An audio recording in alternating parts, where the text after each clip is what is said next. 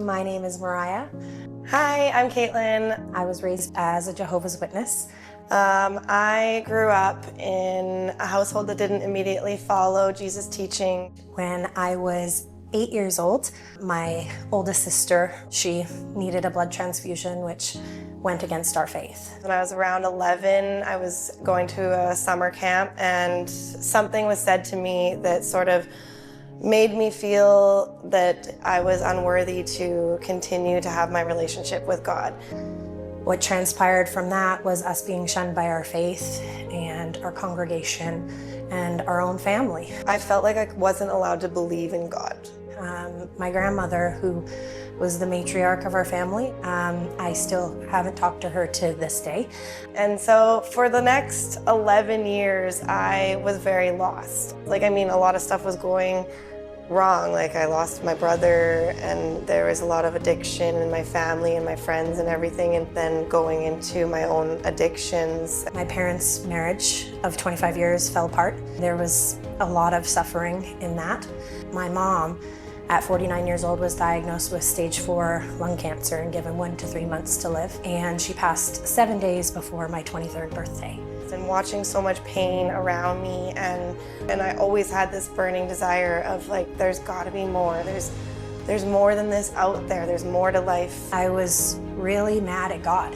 I swung on this pendulum between hope and faith and despair and grief. It was in 2017. I was on an airplane and I was listening to this book and sort of self-reflecting, and all of a sudden I had just something clicked, and I heard these words of I have always been here, you just have not been listening. At the beginning of this year, I pulled up a church service from Southside Church in Chilliwack. Pastor Mike, he started his service by making a statement of maybe it's your first time being back in church in a really long time, and maybe that's because instead of being met with love, you were met with judgment. In that moment, I felt power. I felt that God was speaking directly to me.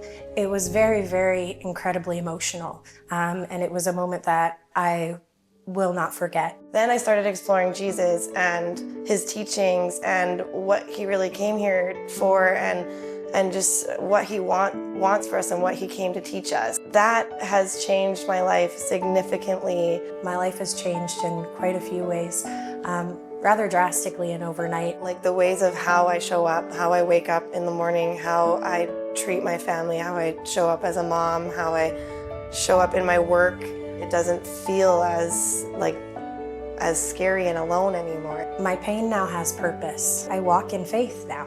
It's making me more humble. No longer doubt. I no longer waver. Every experience that may have once been viewed as a negative experience, I now see as a puzzle piece in the making of my life and in God's plan for me. That's the missing piece. And I was like, oh my gosh, I have been guided this whole time. I feel that Jesus is leading me to a better life. Whatever I'm meant to do, I want to do something as big as I can for the sake of God. And so here I am, trying to explore my faith further, and I found community here at Oceanside willing to welcome me with open arms. I just can't wait to see what else is meant for me to come. I feel that I've been guided to this purpose, and it's very, very important for me to proclaim my faith today. So that's that.